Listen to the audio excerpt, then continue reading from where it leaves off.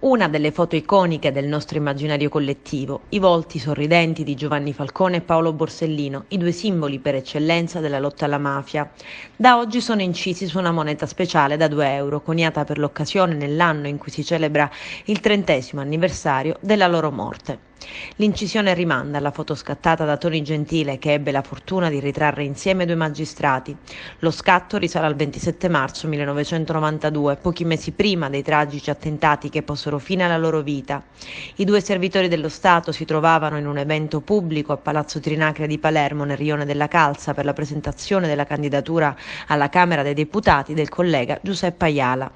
Sulla moneta, opera di Valerio De Seta, si ritrova in alto la forma di arco, la scritta Falcone e Borsellino, sotto le date che segnano l'intervallo trentennale 1992-2022, l'anno della scomparsa dei 2 magistrati e quello dell'emissione della moneta. Tra di esse è stato inserito l'acronimo della Repubblica Italiana, RI, a destra R, identificativo della Zecca di Roma, a sinistra VDS, sigla dell'autore Valerio De Seta. A completare la moneta, nel giro, le 12 stelle dell'Unione Europea.